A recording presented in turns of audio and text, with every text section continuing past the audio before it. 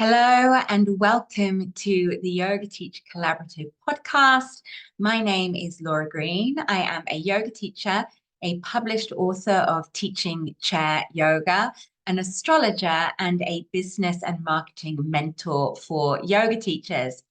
In today's session, we are looking at astrology for your business and working with the phases of the moon. We're starting from a simple introduction through to a much more complicated and in-depth understanding of how to read your birth chart and how it relates to your superpowers as a self-employed yoga teacher. So let's start with the very basics. Many of us as yoga teachers are inspired by the rhythms of the natural world, be that the seasons or be that the lunar cycles. But have you thought about actually planning your business around these cycles? You know in yourself how your energy waxes and wanes along with the moon cycles, and forcing yourself to show up and work in your business in a linear way that is out of harmony with your energy and the energy of the nature can make it feel like you're running uphill sometimes. So if you can just loosely structure your work as much as within your control to do so around the moon cycles, you'll find things just a little bit easier. To help you with this, I have created you a moon phases business planner. Now, this is really, really light touch because I don't like to get too deep into structured planning. I like to be open to flow. So it's just one page per cycle of the moon to give you some loose planning. Let's not get too heavy in this. So you can download the Moon Phases Business Planner at my website on the blog. So that is lauragreenyoga.co.uk/blog/moon business planner. I'm going to drop that link in the show notes as well below. To give you it again, it's my website, lauragreenyoga.co.uk/blog/moon phases business planner. Okay, so let's start with the new moon phase. The new moon phase, as you know, when the moon is at its darkest, where our energy can be at its lowest, and it's naturally a more introverted time. Now, this is a really powerful time for you to withdraw from social media, have a little break. Don't put on your biggest, brightest in-person workshops and events if you can help it. I know we can't always, there's other time factors, but to draw in, to introvert, to sit with your own thoughts, with your own energy, to meditate, to rest. And then in that pause, in that time of rest, as you tap into your inner wisdom, to start to listen to the ideas, the sparks of creativity that are percolating in that pause. And then to make a note, don't have to action it straight away, but to make a note of what are these new ideas? What are the next steps you would like to take in your business? What is coming up from you? And then after the new moon phase, we are coming into the waxing moon phase. Now, this is the busiest energetic time. It's when we have our energy. So this is the time to start making those big leaps forward on those new ideas. So say your new idea is, I want to start a new community class. The waxing moon phase is the time that you get out there looking for new halls, researching the marketplace, researching about different yoga styles that would suit the marketplace, suit the time, suit the people in the halls that are available. Get out there and make strides. Make the changes to your website, make the marketing graphics, really start things moving. And then we come to the full moon phase, which is the time of peak light, of peak illumination. And it's like the full moon is shining down on you and your ideas and helping you shine more brightly. So this is a great time for running your events, running your workshops, being on social media, doing live videos, doing live streams, being really visible, like the full moon is really visible, being really visible in your business. And then it's also the time to launch out into the world the new ideas, the new projects, the new classes that you've been working on. Now, this might go over a few lunar cycles. Maybe you have an idea in 1 month. You're not ready to tell the world about it 2 weeks later on that next full moon. That's okay. Give yourself 6 weeks lead time and tell the world about it on the following full moon. So you can slow it down, but just coming in with the energy of each moon phase. Full moon, be visible, go on social media, speak live on camera, launch your ideas, market, put yourself out in the world. Then after that full moon, we're coming into the waning moon phase.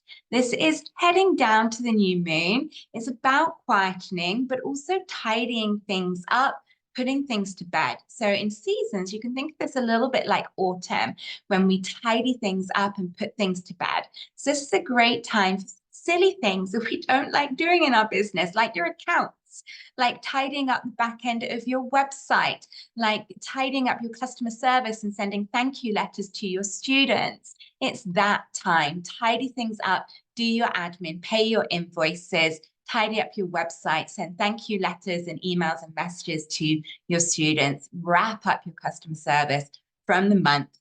Then you come back around to the new moon, rest, percolate, reflect, and we begin again. So remember, I've got that written out for you with a 1-page journaling sheet per phase of the moon.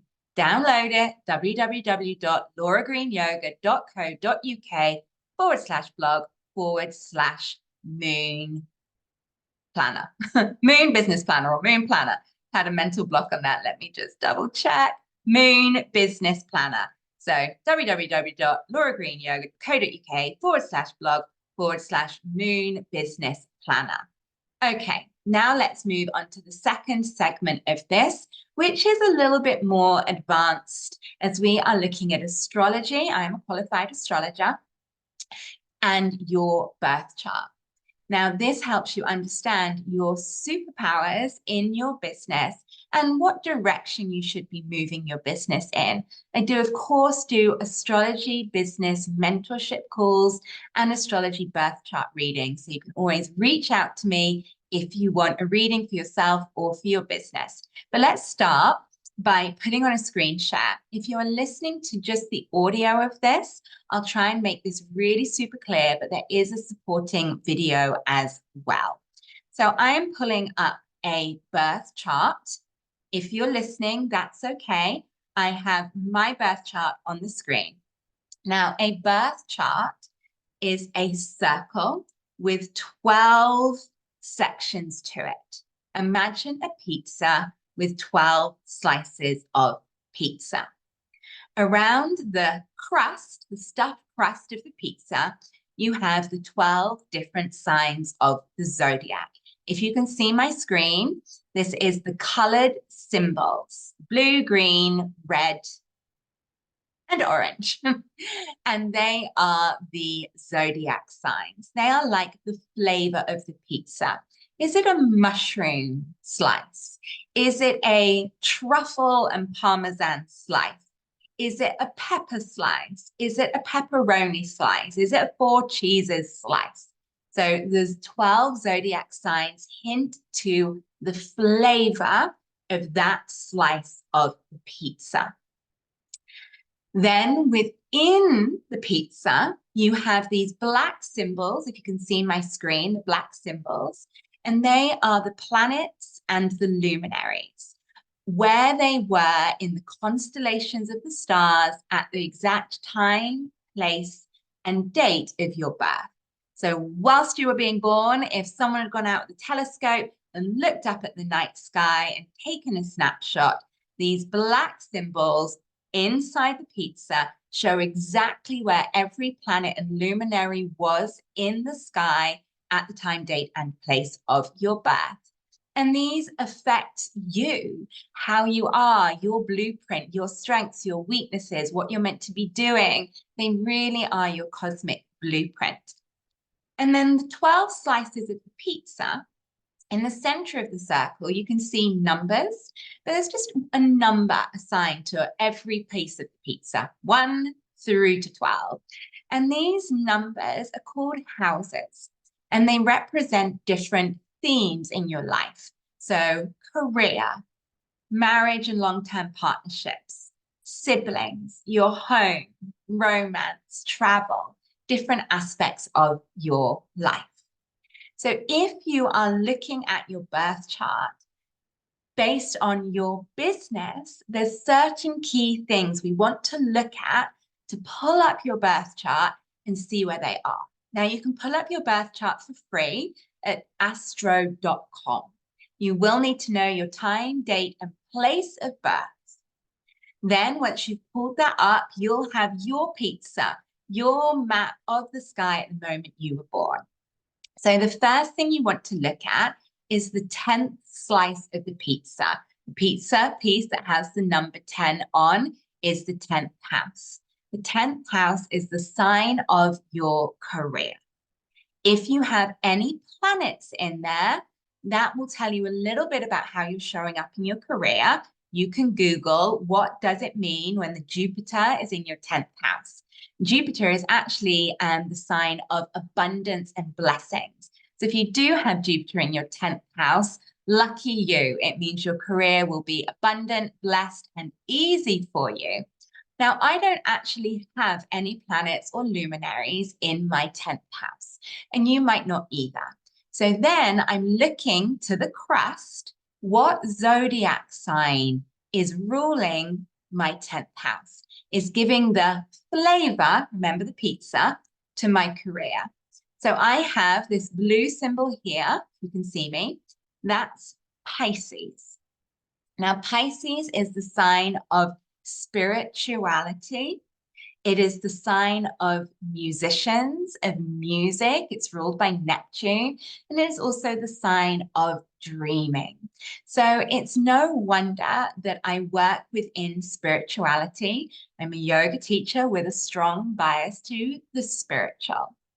It is no surprise that I'm also a musician, and I lead kirtan, heart song chanting evenings. That is all super visible by knowing that Pisces rules my sign of career. I'm meant to be using my music, leaning into spirituality. So look for your 10th house. Now you can also look for something in your birth chart with the letters MC. That stands for midheaven. The midheaven MC for many people is in the 10th house. It might also be in the 9th or the 11th. Many people it's in the 10th house. For me, it's in my 9th house. MC, midheaven, is the flavor of your career, how you're meant to go about doing your work, how you show up in your work. Now, for this, I'm looking at the house. Many of you will be in the 10th house. Mine's in my 9th. And also the zodiac sign, the flavor of the pizza. So my midheaven is in my 9th house, which means philosophy, higher learning, and foreign travel. The largest part of my career, my work, is leading yoga retreats abroad. So MC, flavor of my career, 9th house, foreign travel. So I was always meant to be leading retreats abroad. Now it's also in Aquarius. Aquarius is quirky, not following the status quo, doing things differently. And that's very much been how I have led my yoga career for the last 14 years, is creating, innovating, coming up with new things, new ideas, not following a set path. And that's how it was meant to be for me. But Aquarius is also the sign of humanitarian energy and groups. Now, I am a group yoga teacher and I run a really big group called the Yoga Teacher Collaborative with 4,000 plus members, where I show up and support the group, the collective, for free. And that's written there in my chart. Flavor of my career, midheaven, Aquarius. I was always meant to do large group, humanitarian, collective work. I'm not a one-to-one yoga teacher. I don't actually like teaching one-to-one yoga, and that's okay. It's not in the blueprint of how I'm meant to do my work. Then you can also look at what is in your sixth house. Your sixth house is your work. Now, how is work different from 10th house, career? Career is what you do. Work is how you do it, how you turn up on a day-to-day basis, your rituals, your habits. I have a lot of energy in my sixth house. Those of you that are watching the video of this and can see my screen, I have a stellium, which means I've got 3 or more planets. I've actually got 5 planets in my sixth house, plus something called my south node. Now, this just means a lot of energy, a lot of intensity. I'm meant to do a lot of work. It does have that flavor of a workaholic. And well, that is a little bit of my downfall. And then it's also got Saturn in there. Saturn does mean work hard, nose to the grind. Nothing's going to land on my plate. I've got to go out there and put in the work. So what is in your sixth house? And what zodiac sign? Mine's in Scorpio, deep. I'm here to take people deep. Then the last thing I want you to look at, and I know this is super complicated.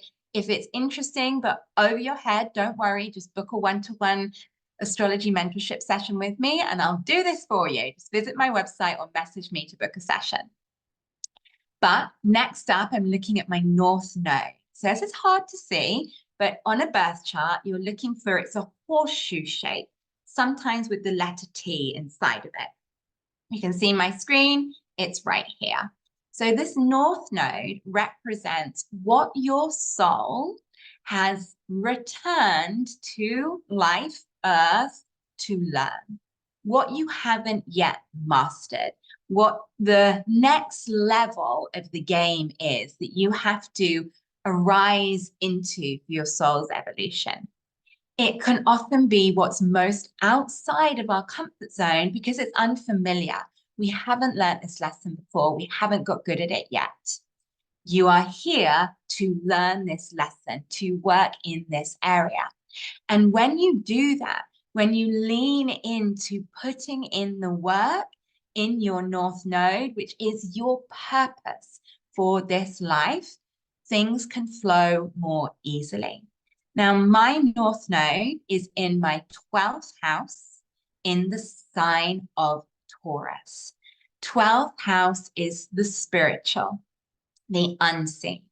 My soul has come back with the purpose to learn about the spiritual, to evolve spiritually, to focus on my spiritual growth. And of course, if that is my work, I'm bringing so much more energy and focus into that as well. So as a yoga teacher, I predominantly like to focus on the spiritual teachings of yoga. My personal practice is about my spiritual growth. Now, this is in Taurus. Taurus is an earth sign, so very material.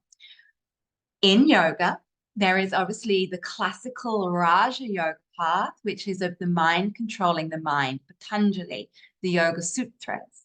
And then there is the path of Tantric Yoga, which is about using the body as a vehicle through which to experience the divine, to connecting with senses, with pleasure in the body, with really coming into embodiment. As a spiritual yoga teacher, I clearly have a choice. Which path do I explore? Patanjali, the Raja Yoga, mind controlling the mind, or Tantra and using the body as a vehicle through experiencing the divine?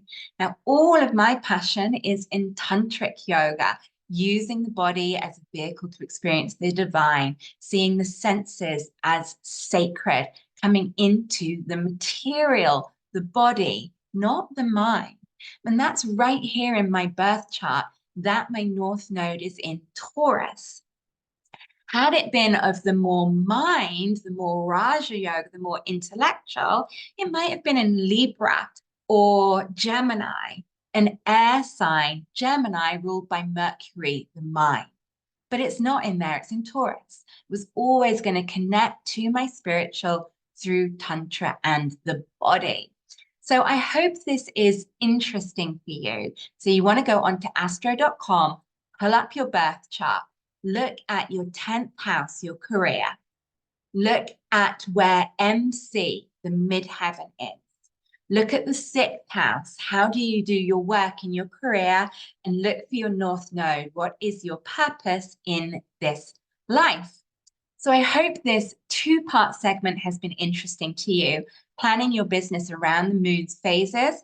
Remember to go and get that planner, www.lauragreenyoga.co.uk/blog/moon business planner. If you want more help on understanding your soul's blueprint or utilizing your superpowers in your business, then come book a cosmically aligned astrology mentorship session with me. You can DM me for the link. I'll drop the link in the show notes, or just go to my website and you'll see the section called Cosmically Aligned, and just exactly what I've done with my birth chart. We'll do this for you and your birth chart. Thank you so much for listening, for tuning in today. It has been an absolute pleasure to share with you astrology for your business. We'll see you next time. Bye for now.